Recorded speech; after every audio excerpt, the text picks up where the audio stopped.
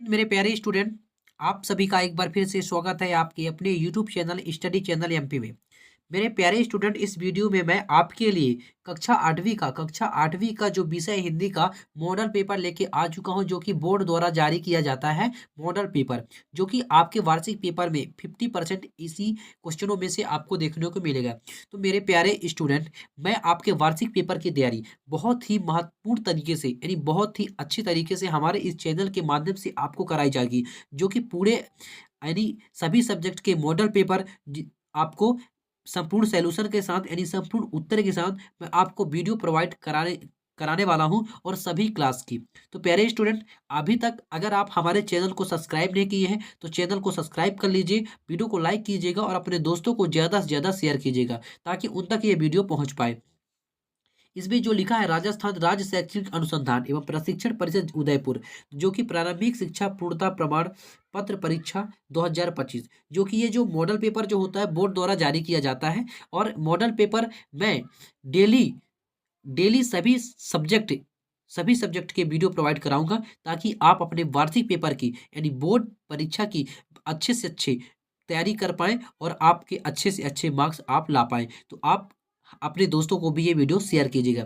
तो चलिए स्टार्ट करते हैं। इसमें जो हमारा पूर्णांक जो दिया है, तो कितने का दिया है, 80 का दिया है। और इसमें अवधि अवधि का ये मतलब होता है समय। समय जो आपका प्यारे छात्रों दिया है, कितने का दिया है, 2.5 घंटे का दिया है। तो चलिए बिना समय गवाए मेरे प्यारे स्टूडेंट, अब हम चलते हैं पृष्ठ की ओर। हमारा पहला प्रश्न क्या कहता है कि वस्तुनिष्ठ प्रश्न, यानी आपको इसमें से सही विकल्प चुनकर आपको इसमें से लिखना है। तो हमारा पहला प्रश्न क्या कहता है कि वाह वह हंस पड़ा शहरी शहरी ठहरे ना, रेखांकित शब्द का अर्थ क्या है। आपको इस पे प्यारे स्टूडेंट क्या करना है, आपको इसमें से अर्थ बताना है। गांव में रहने वाला, शहर में रहने वाला, कस्बे में रहने वाला, विदेश में रहने वाला। तो हमारा इसका जो सही उत्तर हो जाएगा, क्या हो जाएगा, शहर में रहने वाला हमारा इसका सही उत्तर हो जाएगा। तो आप मेरे प्यारे स्टूडेंट, आप स्क्रीनशॉट भी लेते जाइएगा। इसके बाद हमारा अगला प्रश्न क्या कहता है कि प्रश्न क्रमांक 2 में क्या कहता है कि बस की यात्रा, पाठ के अनुसार बस की स्थिति कैसी थी। वह बहुत पुरानी थी, वह चल नहीं रही थी, उसका चालक नौसिखिया था, उसके कांच नहीं थे। तो हमारा इसका जो सही उत्तर हो जाएगा, ऑप्शन आ हो जाएगा, वह बहुत पुरानी थी, इसका सही उत्तर हो जाएगा। इसके बाद प्रश्न क्रमांक 3 में देख लीजिए कि यह सबसे कठिन समय नहीं है, कवि ने ऐसा क्यों कहा। अभी बारिश होने वाला है, अभी विज्ञान उन्नति करने वाला है, अभी लोगों में आशा व विश्वास बचा है, अब अभी औद्योगिक क्रांति होने वाली है। तो हमारा इसका जो सही उत्तर हो जाएगा, ऑप्शन सा हो जाएगा, यानी अभी लोगों में आशा व विश्वास बचा है, हमारा सही उत्तर हो जाएगा।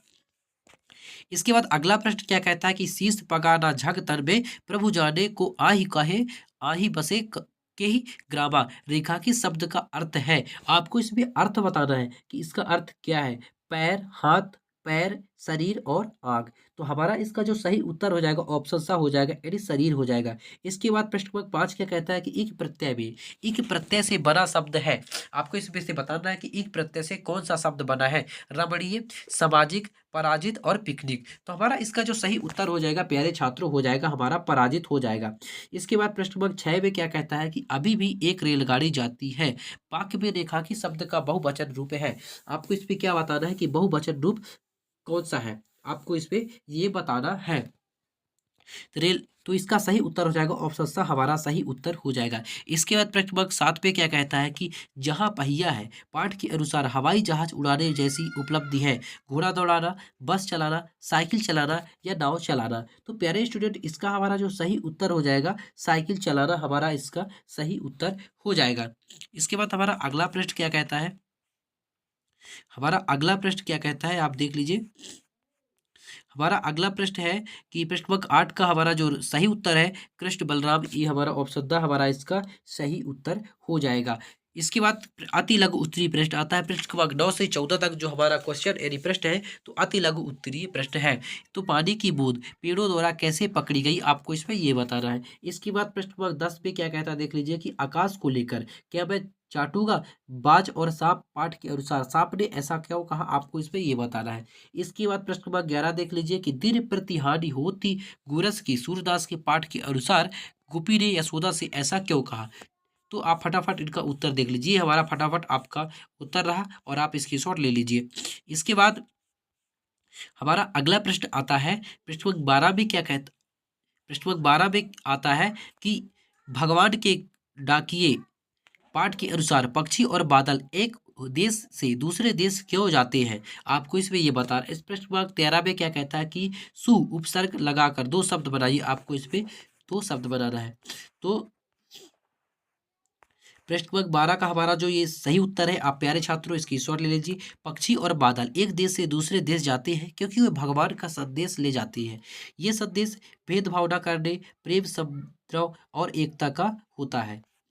इसके बाद प्रश्न नंबर 13 यानी सु सु उपसर्ग लगाकर दो शब्द आपको बनाना है। तो पहला हो जाएगा हमारा सुंदर हो जाएगा और दूसरा हमारा क्या हो जाएगा प्यारे छात्रों सुगंध हो जाएगा। इसके बाद प्रश्न नंबर 14 देख लीजिए कि सच का विलोप शब्द झूठ है। इसी प्रकार निम्नलिखित शब्दों के विलोप शब्द लिखिए। उजाला का क्या हो जाएगा अंधेरा हो जाएगा। नरम का क्या हो जाएगा हमारा कठोर। सही उत्तर हो जाएगा। इसके बाद आता है लघु रात्मक प्रश्न, यानी जिसको अपन बोल सकते हैं कि लघु उत्तरी प्रश्न आता है, जो कि प्रश्न नंबर 15 से 22 तक है।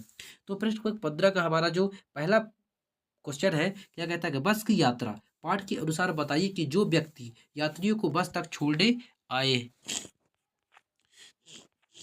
इसके बाद प्रश्न नंबर 16 में क्या कहता है कि ईमानदारी को मूर्खता का पर्याय समझा जाने लगा है। क्या निराश हुआ जाए? पाठ के आधार पर इस कथन के पक्ष में तर्क दीजिए। तो हम फटाफट प्यारे छात्रों इनका उत्तर देख लेते हैं। ये हमारा रहा प्रश्न नंबर 15 का बस की यात्रा। पाठ में यात्रियों को बस तक छोड़ने आए लोग बस को उसकी जर्जर हालात देखकर आश्चर्य से देख रहे थे। इस पाठ में बस की हालात इतनी खराब थी कि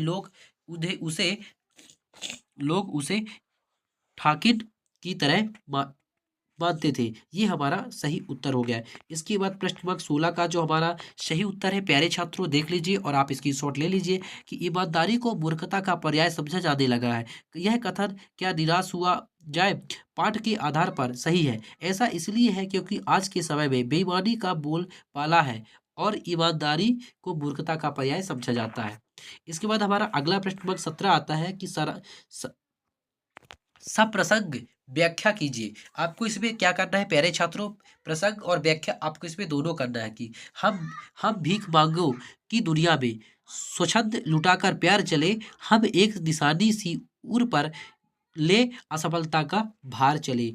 इसके बाद प्रश्न नंबर 18 में क्या कहता है कि निम्नलिखित मुहावरों का अर्थ बताइए और वाक्यों में प्रयोग इसमें आपको करना है। तो चलिए प्रश्न नंबर 17 का जो हमारा सही उत्तर है प्यारे छात्रों ये रहा हमारा प्रसंग, यानी प्रस्तुत पंक्तियां हमारी हिंदी की पाठ्य पुस्तक बसंत 3 में संकलित कविता दीवानों की हस्ती में से ली गई है। इसके कवि भगवती चरण वर्मा है। इस काव्यांश में कवि प्यार की दौलत से हीन संसार को भिखारी कहते हैं और फक्कड़ होते हुए भी वे संसार पर अपना प्यार लुटाते हैं। इसके बाद ये रहा व्याख्या पूरा आप देख लीजिए प्यारे स्टूडेंट और आप स्क्रीनशॉट ले लीजिए। इसके बाद आगे चलते हैं। हमारा अगला प्रश्न क्रमांक 18 क्या कहता है कि निम्नलिखित मुहावरों का अर्थ बताकर वाक्यों में आपको इसमें प्रयोग करना है। तो पहला क्या है दुब दबाकर भागना। बा में क्या है चारों खाने चित होना। तो चलिए हम फटाफट इनका उत्तर देख लेते हैं। दुब दबाकर भागना मुहावरे का अर्थ है डर कर भाग जाना। वाक्यों में प्रयोग पुलिस के आते ही चोर वहां से दुब दबाकर भाग गए। ये हमारा वाक्यों में प्रयोग हो गया। इसके बाद चारों खाने चित होना मुहावरे का अर्थ क्या है बुरी तरह हारना होता है। एक गामा पहलवान ने अखाड़े में कई पहलवानों को चारों ओर चित किया। ये हमारा वाक्यों में प्रयोग हो गया। इसके बाद प्रश्न नंबर 19 का हमारा जो सही उत्तर है देख लीजिए मोबाइल का इस्तेमाल कार चलाते समय मोबाइल फोन का उपयोग बिल्कुल न करें। तेज स्पीड लिमिट का पालन करें। नशे में ड्राइविंग शराब या किसी अन्य नशे के प्रभाव से भी गाड़ी न चलाएं। नींद की स्थिति में ड्राइविंग थकान या नींद महसूस होने पर गाड़ी न चलाएं। सुरक्षा बेल्ट का उपयोग न करना और हमेशा सीट बेल्ट पहने। इसके बाद हमारा आता है प्रश्न क्रमांक 20 पे क्या कहता है कि स्वस्थ रहने के लिए भोजन की कौन कौन सी आदतों को आप अपने जीवन में अपनाना चाहेंगे। कोई चार आपको इसमें ये बताना है। तो प्रश्न क्रमांक 20 का हमारा जो सही उत्तर है देख लीजिए प्यारे स्टूडेंट और आप स्क्रीनशॉट ले लीजिए कि भोजन में हमेशा सब्जियां शामिल करना, नाश्ते के रूप में ताजे फल और कच्ची सब्जियां खाना, मौसमी ताजे फल और सब्जियां खाना और विभिन्न प्रकार के फल और सब्जियां खाना। ये हमारा इसका सही उत्तर हो गया। इसके बाद प्रश्न क्रमांक 21 में नीचे दिए गए कोष्ठकात में से उचित शब्द का चयन कर रिक्त स्थान की आपको क्या करना है पूर्ति करना है। और प्रत्येक प्रश्न जो है 1 नंबर का है और 6 क्वेश्चन है, यानी आपका 6 नंबर पक्का। पहला प्रश्न क्या कहता है कि जात तीर पूछो साथ की, ये हमारा यहाँ पे क्या हो जाएगा, साथ हो जाएगा। इसके बाद पूछ लीजिए ज्ञान, बाला तो कर पे फिरे, जीभी फिरे बुक अमाही, जग में बैरी कोई नहीं, जो बन सातिल होए। ये हमारा इसका उत्तर हो गया। तो प्यारे छात्रों, आप इसकी शॉट ले लीजिए। इसके बाद आता है पृष्ठ क्रमांक 22 में, क्या कहता है कि निम्नलिखित शब्दों को उनकी हिंदी अर्थ से मिलान कीजिए, यानी आपको सही जोड़ी बनाना है। तो प्यारे स्टूडेंट, चलिए फटाफट कर लेते हैं। पागा का हमारा हो जाएगा पहाड़ी हो जाएगा, और इसके बाद चौथा उपनाय का हो जाएगा जूता। इसके बाद चौथा हो, पांचवा हमारा है बहावत का हो जाएगा हाथीवान। इसके बाद अभीर, अभिरावा का हमारा क्या हो जाएगा, अभिरावा का हमारा हो जाएगा फेरे स्टूडेंट और दूसरा का हमारा हो जाएगा ढीला कुर्ता। इसके बाद प्यारे स्टूडेंट, चलिए फटाफट हम निबंध आता है पृष्ठ क्रमांक 23 से 25 तक, जो हमारा पृष्ठ क्रमांक 23 से 25 तक जो हमारा पृष्ठ है निबंधात्मक। तो चलिए फटाफट देख लेते हैं। पृष्ठ क्रमांक 23 में क्या कहता है कि निम्नलिखित गद्यांश को पढ़कर नीचे दिए गए प्रश्नों के उत्तर आपको देना है। क्या करना है, उत्तर देना है। पहला है कि बदलू कौन है, तो बदलू, बदलू जो है इसका उत्तर हो जाएगा, का हो जाएगा, बदलू बनिहार था। क्या था, बनिहार था। बदलू का प्रत्येक पेशा क्या था, तो इसका चूड़ियाँ बनाना उसका प्रत्येक पेशा था। क्या था, चूड़ियाँ बनाना उसका प्रत्येक पेशा था। इसके बाद अगला प्रश्न हमारा क्या कहता है कि आस पास के लोग बदलू से क्यों बदलू से क्या ले जाते थे। तो हमारा इसका जो सही उत्तर हो जाएगा प्यारे छात्रों, तो आसपास के गांव के जो लोग हैं भी उससे चूड़ियाँ ले जाते थे। क्या ले जाते थे, चूड़ियाँ ले जाते थे। हमारा इसका ये उत्तर हो जाएगा। इसके बाद अगला प्रश्न क्या है कि वस्तु विनिमय क्या है, तो वस्तु के बदले वस्तु देना, ये हमारा क्या है, वस्तु विनिमय है। इसके बाद प्रश्न नंबर 24 पे क्या कहता है कि आप राजकीय बालिका उच्च प्राथमिक विद्यालय उल्लासपुरा की छात्रा रोहिणी है। आपके पिताजी का स्थानांतरण कोटा हो गया है, आप भी उनके साथ कोटा जा रही है। अपने प्रधानाध्यापक जी से स्थानांतरण प्रमाण पत्र लेने हेतु प्रार्थना पत्र लिखिए। तो आपको इस पे क्या करना है कि प्रार्थना पत्र लिखना है। तो प्यारे स्टूडेंट, चलिए फटाफट हम आपको दिखा देते हैं।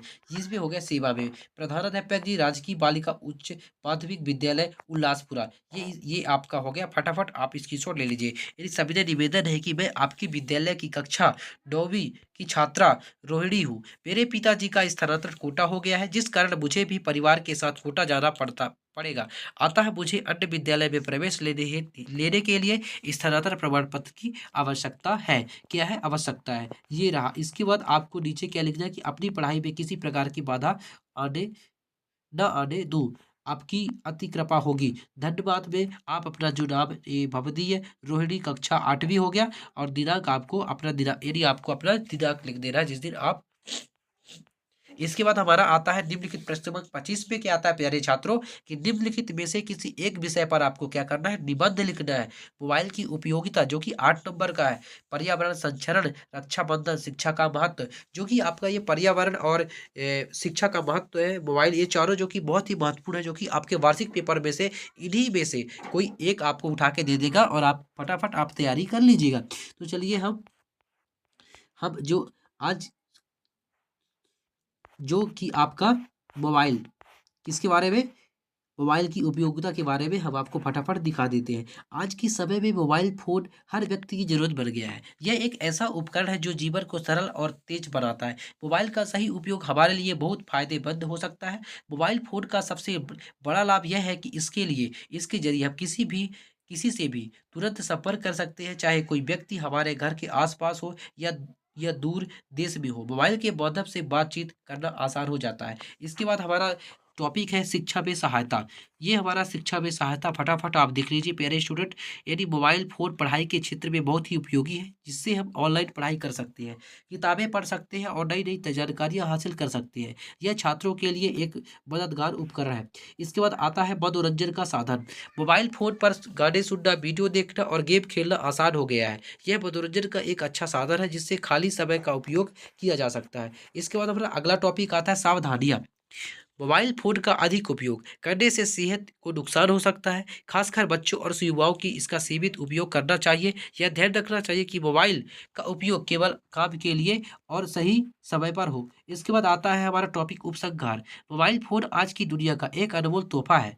इसका सही और सोच समझ कर उपयोग किया जाए तो यह हमारे जीवन को आसान और बेहतर बना सकता है। हमें इसे संयमित तरीके से इस्तेमाल करना चाहिए।